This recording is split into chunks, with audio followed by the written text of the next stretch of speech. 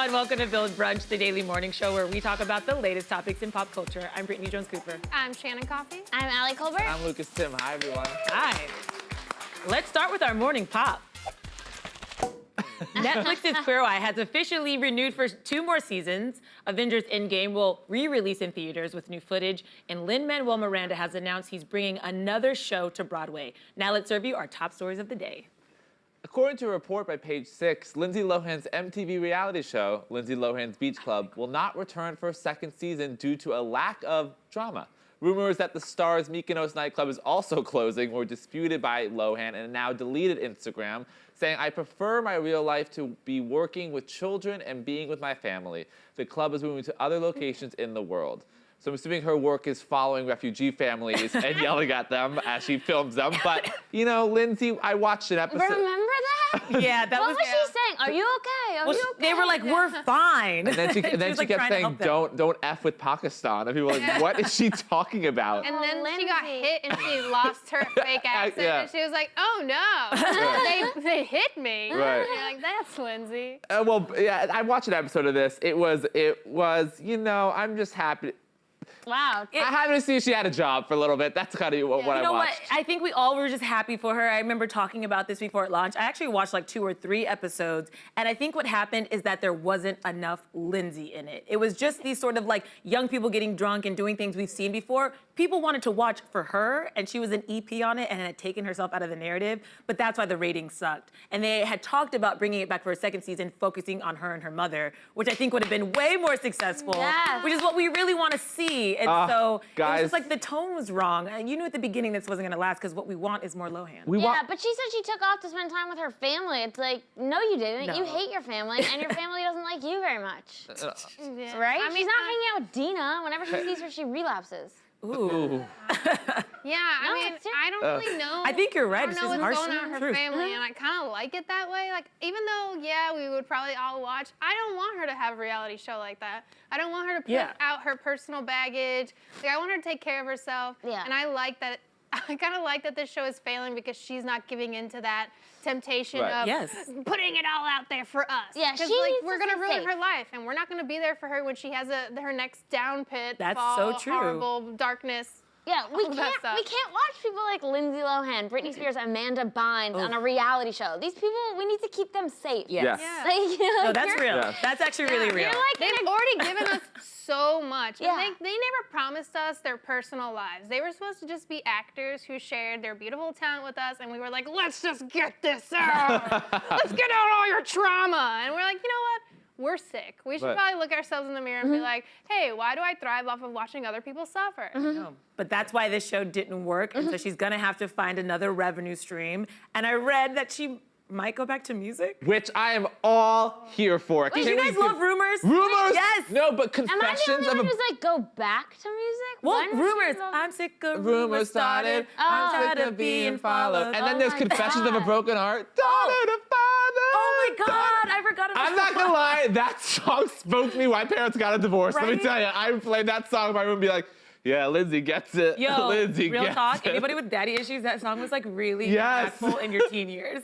And she's in that video and her sister's playing her and she's crying and like everyone's yelling at each other. And I was like, what is going on? She poured her heart and soul into her music. She really did. You know what? I'm all for it. I'm all for it. We You can know, tell. Paris Hilton has a song, My Best Friend's Ass. I want Lindsay Lohan to make an authentic pop My best ballad. friend's ass? Is that? Yeah. Yeah. Oh, it's so good. Wait, wasn't Paris Hilton The Stars Have Eyes or something? Yes. Ooh. Yes. Remember that? I'm a little less well versed on Paris Hilton hits. Oh, I remember that, and people were singing it like. Stars are blind, I'll tell you mine. Oh, yes. Okay. What is wrong with me? I don't know, but I love it. Ooh, but yeah, I'm for it. And you know, because recently, you know, she was commenting. Sorry, you just have such a long hair on your face. Oh, thank you. Yeah. Oh, that's Aw, nice. That's so sweet.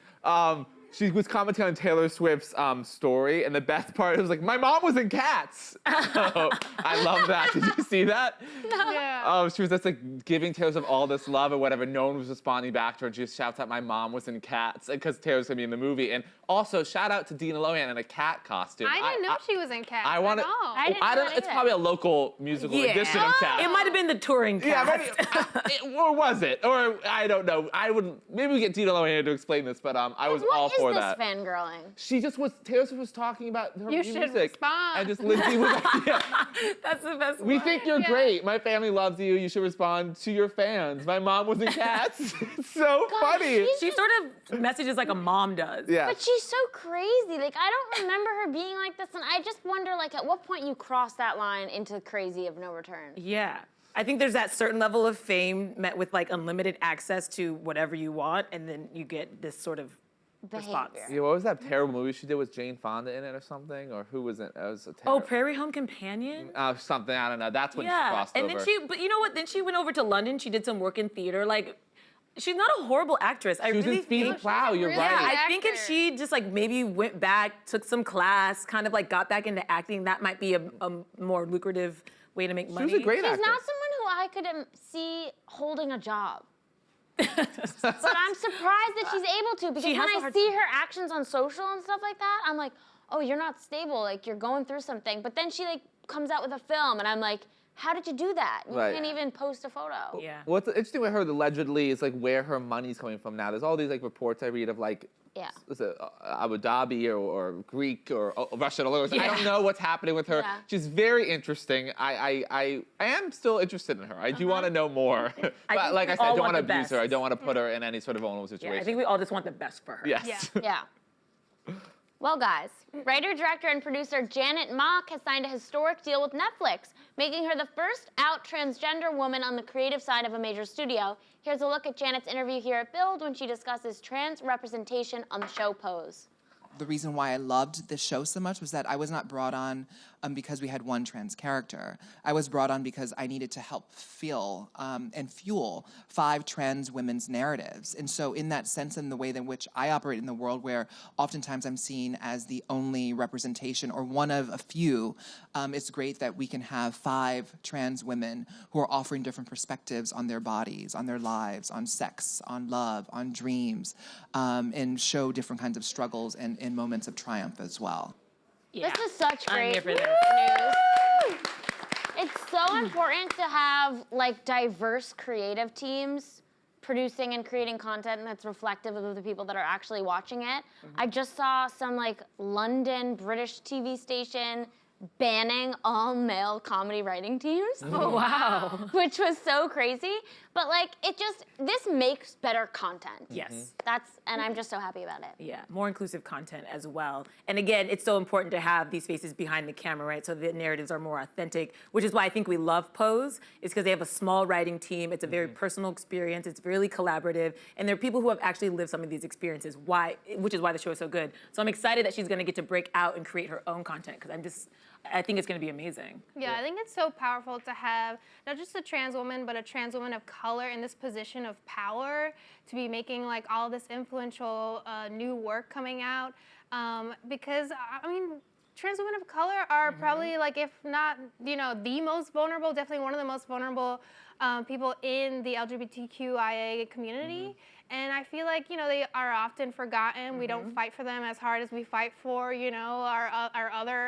our others, like white women, I feel like get most of the attention, even in the LGBTQI. Yes. So it's like very important, and I'm just excited. This is like a really great time to be alive. Change takes forever, but I feel like we're seeing more and more of it. And for Netflix to do this, it's like a 3-year deal, a multi-million-dollar deal. Like this is gonna change. I mean, not to be hyperbolic, but it's gonna change a lot of people's lives. It's gonna change my life as a viewer. It's really cool that she's an exceptionally talented writer and director. And what's cool about this deal is it's an overall deal, yet they're allowing her to stay working on Pose, which is great. Yeah. And what I would love about this story, and she absolutely deserves this and got this in her own right, but you have to look at Ryan Murphy. And Ryan Murphy, who when they started working together and brought her into Pose as a writer and a director, and then apparently he sat her down for dinner one night and was like, "What do you want?" And she goes, "I just want to be happy." He goes, "No, what do you want?" She goes, "I want to be my boss." And he helped arrange this deal at Netflix, this meeting at Netflix, and she pitched these 3 ideas. One is a story about a young trans woman in college. One is about New Orleans after slavery was abolished. And the other is a reboot of a classic sitcom. Plus, she's going to direct and write for and produce Ryan Murphy's new show about the old glamour of Hollywood. So she's like coming in strong with 3 ideas, all her own ideas, plus is going to keep helping Ryan Murphy out on Pose and on his new Netflix show. And I just think it's so cool that she's Netflix is investing in her, and I'm so cool once again that Ryan Murphy really puts his money where his mouth is, and it's not just all about him, and it's all about supporting people, understanding people who can tell stories better than he can because they have different life experiences, and he just recognizes talent in such a way that you don't see very often. And you just bring up something really good. It's that they're covering queer issues in different decades in history, which I think is so important because visibility has always been a problem, but these people have been a part of our culture forever, you know what I mean? So I think it's important to show, like, throughout history, queer people have always been there. And she actually said recently that like 84% of Americans don't know a transgender person, have never worked with one. And that's really not true. I think, again, there's a visibility issue. I've worked with people of the trans community. People just didn't know. So I think it's important to identify that and to know their experiences because honestly, visibility has been an issue, but really everybody's everywhere.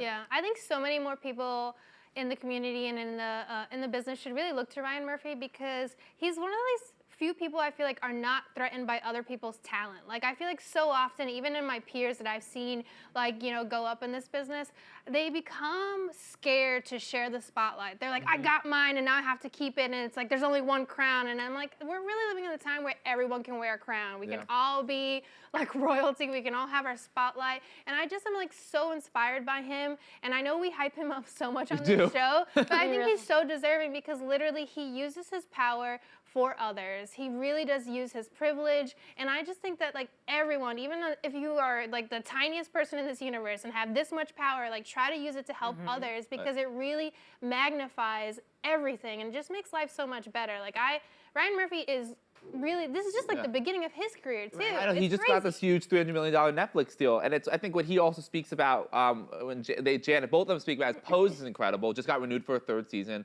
and the season 2 premiere is even bigger than the last season, but it's an FX show, it's a niche show, about like 1 million people watching it every week, which is solid. Netflix has over 100 million subscribers around the world, so potentially these shows that she's going to create could be seen by a lot of people, and especially if they promote it and it pops up on your home screen, so I just think what Netflix is doing is so great, and what more companies with insane amount of money should be doing as well. Absolutely. Yeah.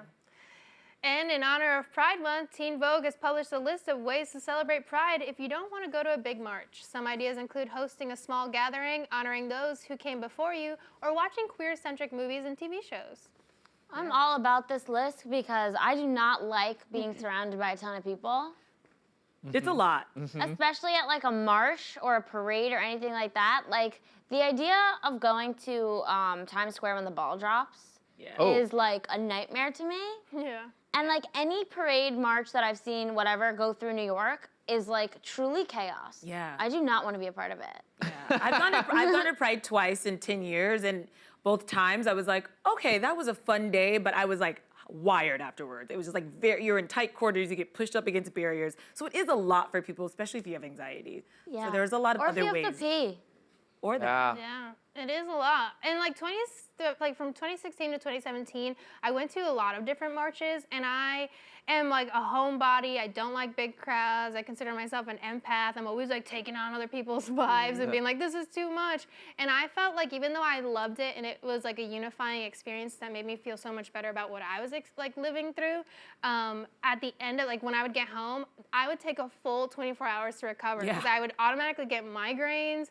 I'd just be exhausted because you're like putting your all. You're like so just like affected by all the energy. Yeah. So I mean, honestly, like if you're not up for it, watching a movie sounds pretty chill. On the topic of watching a movie, there's a really good documentary film on YouTube called Pride. It's by Raymond Braun. I actually interviewed him. It's a really great piece. He goes to Pride all over the US. So he goes to really big ones, and then he goes to very small ones. So I think that sort of highlights the fact that you can find a way to celebrate, to pay homage in a way that fits you. Right. So even if there's smaller prides, there's big parades in New York, but there will be smaller events. So I'm having people over. Yeah, I think every I community invited is like you guys that. on Facebook. Yeah. You guys haven't responded yet. Facebook I'm never is on for the Facebook. straights. You're never on Facebook? Yeah. Facebook's for the straights? Yeah. Okay, well, check your Facebook for my message, guys. But I think you can feel like you have to partake in something big. Right. But you really can, I think, in a lot of communities, find your own. And if your community doesn't have something, create your own. Right. Yeah, I mean, I'm excited to go next week and be a part of the mayhem and probably one of the craziest people there. Kidding. But I think there's a fair criticism learning as I learn more about the Pride March happening next week. There is a corporatization that's happening, especially corporations who historically have not been very kind to LGBTQIA+ individuals. So I think that's a very fair criticism to people who are like, I don't want to be a part of that. But I think what Brittany just said, you do the big thing, do something small, be surrounded by people who are your allies or your loved ones or people part of your community, and like celebrate the way you want to celebrate Pride. Go hang out at Stonewall with Joe Biden Yeah. and Taylor Swift. I'm sure she'll be there tomorrow. I'm sure she's there. She's a regular show now at Stonewall. She's regular. She's a regular. And hey, to Biden, he bought everyone a beer I when he saw went. that. Yeah, he did. Wow. So, and apparently someone asked, "You really gonna do?" He goes, "I always say what I do." I'm like, okay, Biden, that's good. Sometimes you say something stupid. All right, But see what I say. Great impression. I love how you immediately pulled your finger out. You've been doing a lot of this. I'm like, good luck trying to win with this. I realize I adopt politicians like their You do, hand you're doing movement. it right now, you're I right. do the Brock Hillary thing, and then I do the Biden. You always Oh talk like this when you're trying to prove a point, and it's like, no! what? I think it's Hillary and Obama Yeah. do I know, that. but it's like, are you insane? I'm Like- insane. Yeah, No, he's wait, the that's future Like, you're politician. talking to the three of us, and you're like, you must listen, women. I'm like, Jesus. Well, sometimes he thinks I was talking about this morning. Sometimes he thinks he's on like a CNN panel. I know. And We he's Can't just forget, not. Biden endorsed gay marriage before Obama did. We can't forget, guys. That's my CNN This is the panel. Trump thing. I wouldn't Oh, he start does doing that, that. Oh no. I also want to point out that people can donate, which is really important. There's a lot of organizations out there fighting for LGBTQIA rights. And so, especially in the transgender community, they speak a lot about, a lot of people approach Pride as a celebration. For that community, it really is a protest. And so you can donate money to support their efforts legally, especially at this time. I think that's really important. Yeah. And you see the gay street in, was it Master? Don't call it that, okay? It's 3rd Avenue. The actual gay street, they now included a sign to list all different identities. That's part of the community, which I really love as well. It's 3rd Avenue. Yeah, I live on Gay Street over there. 3rd Avenue would not be the gay avenue of New York. 6th Avenue, maybe? I would say 7th 8th, Avenue? I would say 8th or Street yeah. number 8th two. or 7th. I live on Gay Oh yeah, Street. did you see that MasterCard ad where they like now have these things that's like true identity cards? So if you are a trans person or a non-binary person, you can actually have your credit card reflect like your chosen name, so that you don't have to worry about then having your name not match the way you look and being, in a bad situation. Yeah. I'm so tired. I just want to say really quickly, I'm so tired of people complaining about how annoying people's pronouns are and how frustrating it is.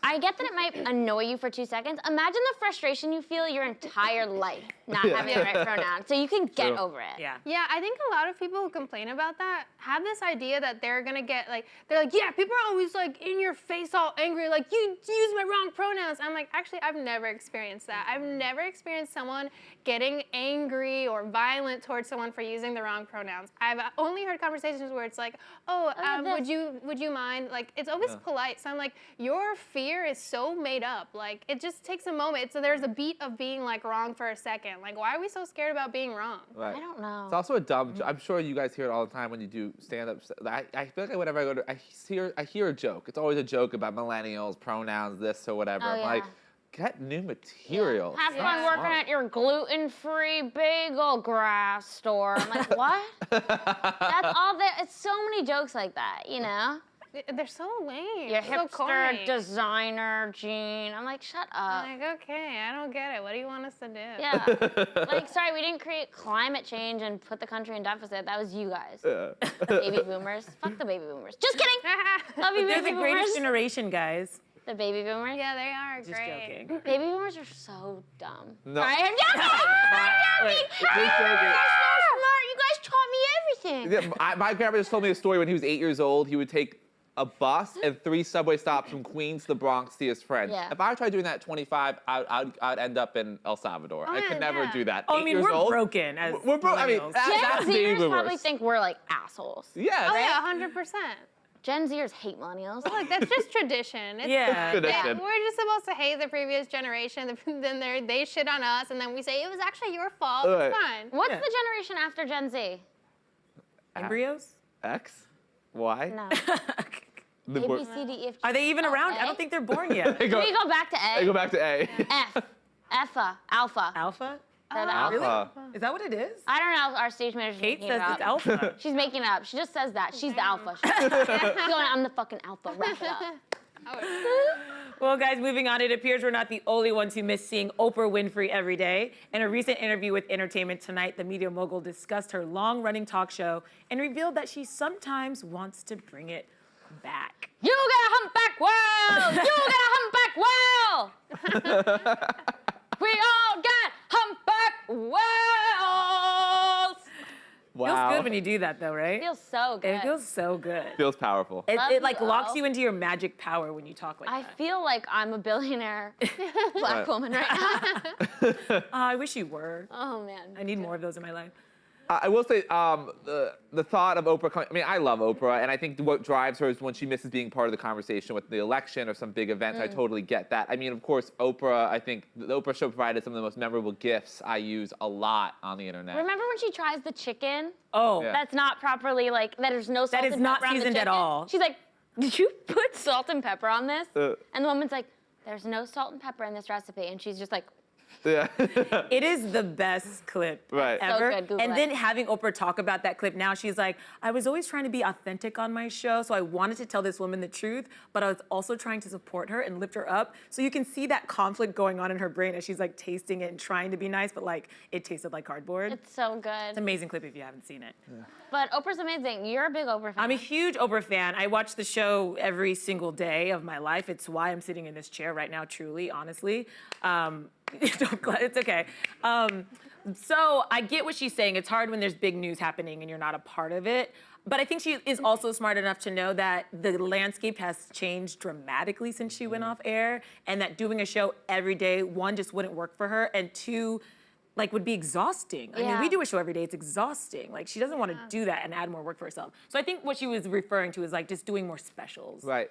And It also highlighting puts her certain back on the playing field with other people who are not her peers. I mean, Yeah. she is exceptional and frankly an icon. And so I think it wouldn't make sense. So what the special she's done, for instance, she did the Leaving Neverland, Michael Yeah. Jackson HBO special. I will, and she can just do it anywhere, HBO, Netflix, Hulu, whatever. So I just feel like that's something she should do and continue speaking out, because I will want to hear from her next year when the election kind of heats up, because I remember in 2008 how important she was. And Remember when meant a she lot. was canvassing for Stacey Abrams? Yeah. Yeah, So she she's did that. still involved. Yeah. And Very we much hear about so. those stories, but I do miss her as a presence. Yeah, Yeah. well, she has popped into 60 Minutes over the years to do specials. And then, you know, don't forget, she just had that announcement with Apple that she's doing a book club with them. And I think she's probably going to be creating maybe some original content. And her podcast. And yeah, exactly. So, I mean, I think she's more alluding to the fact that she's going to have all this stuff sort of coming out on different platforms. Yeah. Including her own network. I have to say, watching Oprah growing up, it was always on when I came home from school, 3 o'clock, I think Yeah. the show was.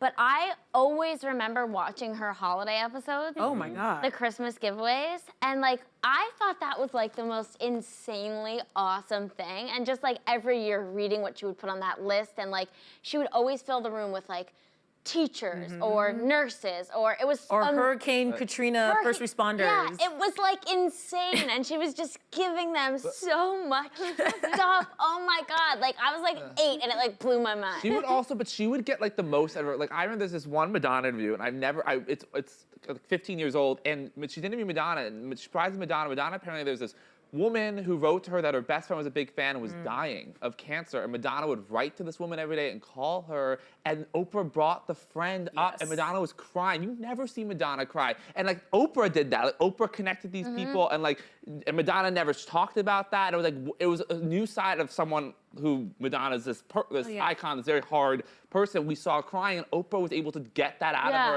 and it's like make these this gods becoming human. Right, and Right. Oprah did that, and she did that with President Obama and all these people. I think that is such a skill that I don't see a lot. anymore. No, because a lot of these celebrities go on promotional tours, right? They're promoting a movie or a film or TV or whatever, and they don't want to talk about their personal life.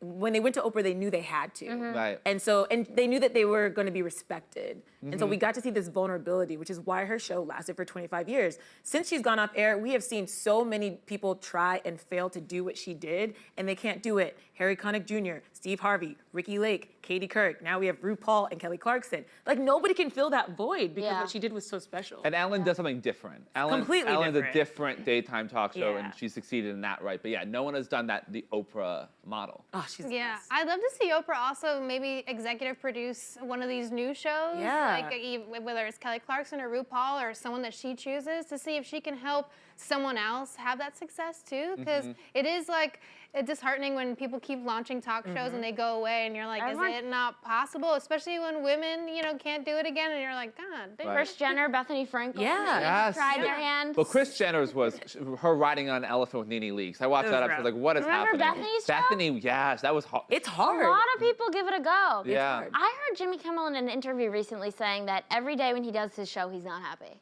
Really? Yeah. Because it's so hard? I think a lot of these, I mean, late night's kind of a different thing, but I think a lot of these people who have to do this every single day and put on a happy face, I mean, that's kind of different than her vibe. Obviously, late night is the Yeah. specific thing. We have a white guy named Jimmy telling jokes. Yeah. Like, I think that model's draining. But that's why they get mad secretly at John Oliver and Samantha Bee, that's a weekly show. Right. Because John Oliver keeps winning these Emmys because he has so much time to craft these episodes, and he films it, and I mean, they work their asses off. But it's Yeah. a different, like, when it's an every night sort of thing. Colbert and the Jimmys, they just have to like give it. The Jimmys. Well, Yeah. Oprah was filming 2 shows a day, guys, also. Right. It wasn't just 1 show a Right. day. She would do 2 shows a day. Was that show shot in Chicago? It was shot in Chicago at Harpo Studios, Yeah. I have been there. I remember. I went to a remember show. my mom trying to. It was hard to get tickets to that. Oh yeah, I went the final season for the first time, and it was amazing. Yeah. So I got in there. But I also want to say, to your point, if Oprah wants to lift up some young talent, maybe take a young Black female host and make her into her own media mogul, you know how to find me. You're a good pick. I love they threw up your lower third right then. It's like, thank you guys. Well, Just you in guys, time. fingers crossed for Brittany. And now it's time for today's guest. Rocco DiSpirito is a James Beard award-winning chef, #1 New York Times bestselling author, and healthy lifestyle crusader. As the chef of the recently relaunched Standard Grill restaurant at the Standard Highline Hotel, Rocco introduces a healthy and indulgent menu featuring organic, gluten-free, fresh, local, and seasonal ingredients. Here to tell us more is Rocco DiSpirito.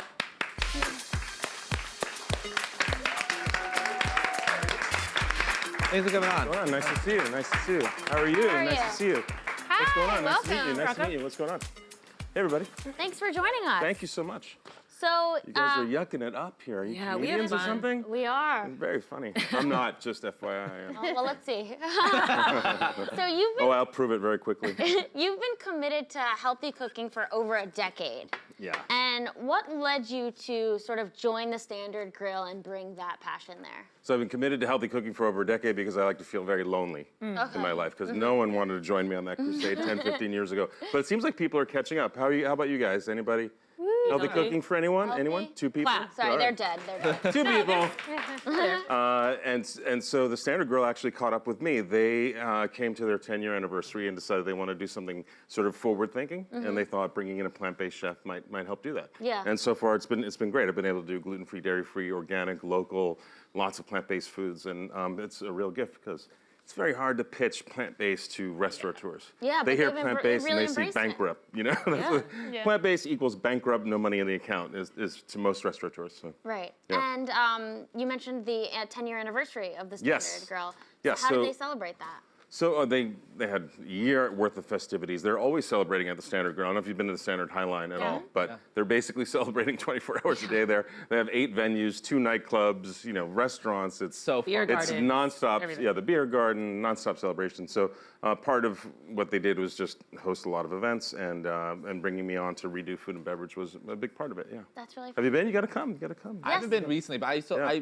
during NYU I loved going there. Yeah, like go there all the it's time. such a fun spot. Like you said, there's It's so still much so to do. fun. Yeah. It's still so fun. Yeah, Yeah. you go from the beer garden to Leban, Yep. and down for dinner and up for cocktails. I've done exactly that. We have footage. Oh, There's footage all over. I'm sure you do. The menu, which I love, is like intersection of healthy and indulgent. I think that's always something I am searching for, someone who loves pastries and desserts and decadent stuff, but also I'm trying to be healthier.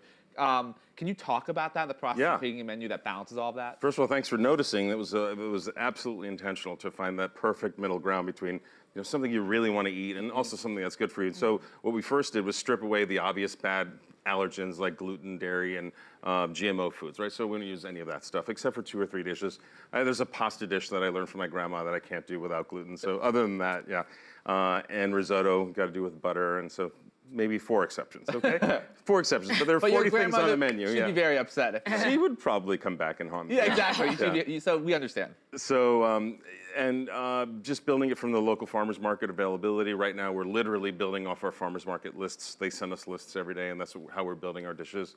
Once you get rid of some of those big bad behavior foods like gluten, dairy, and GMO foods, you're already doing pretty well. Wow. Yeah. And you also not only helped with menu, but also the decor, right? Yeah, so we redid the room, we redid the waiters' uniforms, the dining room, lighting scheme, the music, tabletop, china, glass, silver, all of that. Yeah, it took us about a year. And then we opened to the public last January. And cool thing is you guys can try it out, which would be nice. You're all invited. Oh my God, We'll be there. we're big foodies. Cool. Yeah. Cool. So you did it. And we have a great bar there too, as you know. We know. We're big alcoholics too. Right, so I have the footage, right? Yeah. So what's it like really being a part of something that's been around now for a while, but really part of a revamp? Yeah, so it's an absolute institution, an icon of downtown, right? It's the nexus of downtown. So it felt like, stepping into some big shoes. Right. And I took it very seriously. I mean, we took a year to redo it. So we took it very seriously and worked with everyone there. And, luckily the leadership of the Standard International is super forward thinking. Amar Lavani, the CEO, is always trying to, do things that are progressive and supportive of his employee community as well as his customer community. So it was easy to sort of just follow their lead. Very cool. Yeah. And you mentioned that you started sort of on this healthy path before it was cool. What inspired that? Is it cool yet? I mean, we're I think still it's working on getting making it cool. Yeah, Cool on the getting West there. Coast, It's and cool it's in getting LA. cool here. Yeah, that's the thing. That's the thing. So people in my age group are sort of like still fighting with it, but 30 and younger, almost everyone has plant-based foods on the mind. For me, it was just my declining health. A doctor telling me, "Hey, dude, gotta shape up, or things are gonna go south real fast." So that's all I needed to hear. And what changes have you felt in changing your diet? So I started training for Ironman. Wow. Right after that, and most of the changes were a lot of pain, a lot more pain than I felt usually, because training for Ironman means you have to swim, bike, run basically every day for a year to complete one. But that was 8 years ago. I did my last one, so it is horrible. It is horrible. But you cross that finish line and you feel such a sense of gratification that you want to do it again. And so that, of course, I went from 22% body fat to 11% body fat, and I was able to not only walk a mile, but run 13, and after biking and swimming. So those changes are pretty amazing and tangible. And then the other changes are just more energy, and people accusing you of having plastic surgery, which is always fun. That's always a huge compliment, right? I wish when you get to my age, you're going to understand that that's a huge compliment. I'm 75, so it's cool to look only 50. And you said you weren't funny. See, I'm still not, right? Let me take a sip on that kid. And you have an all-natural product line, so can you tell us more about that and what you offer? Yeah, so protein bars, snack bars, protein shakes, flour, all-purpose flour. All of it's organic and gluten-free, and I actually brought a few. You guys want to try later? Oh, yes. Are you kidding me? Raw, Those are my vegan, favorite. organic chocolate, that kind of thing. I love Hell protein yeah. bar. I need something healthier versus what I'm eating right now. Cool. I'll just hand You you a just eat bunch. the cake It'll be every fine. morning. Yeah, I had I to do literally it have this 10 in the room in the back. Fantastic. But they're great because they're 30 grams of protein and no bad stuff. No bad stuff. perfect. No sugar to worry about. Yeah. And was it challenging for you to make this with all natural products and have it be organic? It's very challenging to try to make clean food. Absolutely, clean food is sort of the enemy of the food industry, and everybody is pushing you to conform. The big food companies, there are basically 3 of them, and then the big pharma companies, basically 3 of those that control everything we eat. You're constantly fighting, swimming upstream against what they're putting into the market. So you have to go to Peru and all these places to find natural, clean ingredients. So they're not easy to find. So it is a little bit challenging, but really, really worth it. And people really appreciate it. Yeah. God, hearing that makes me want to eat cleaner food more. Yeah. Knowing how the industries are kind of I know, controlling the what we man's eat. trying to hold The, us down. Right? the man. We hate the best man form here of at Good protest Brunch. is to eat healthy. Yeah. Trust me, you're disrupting so many of their that's such a markets if good you eat healthy. t-shirt. It is. You're right. You should get that going. I think it might make more sense for you to get it. I'll think about it. But what message do you want your customers to know about eating fun plant-based foods that they may not realize? Yeah, that you don't have to give up indulgence and great flavor to live a healthy lifestyle. That it's not one or the other. And if a chubby chef with a crooked spine can do a triathlon and figure out how to do it, you guys can do that too. I mean, I had everything sort of working against me in the restaurant industry. You're constantly baited with all the good foods and all the sweet stuff, and so if you can figure out how to avoid that stuff, they can do it too. Well, So yeah. Oh, no, I That's was it, just yeah. going to say thank you Yeah. so much. You're welcome, you're welcome. We're all so excited to now leave here and eat clean. I feel Thank you, I inspired appreciate and that. We're going to energized the do standard. that. Eat So, clean, Rocco, thank you so much protest. for joining us. Cool. Thank you. Everyone make sure to head to the Standard Grill to try some of Rocco's delicious and healthy menu items. That's all from us. We'll see you all tomorrow, same time, same table.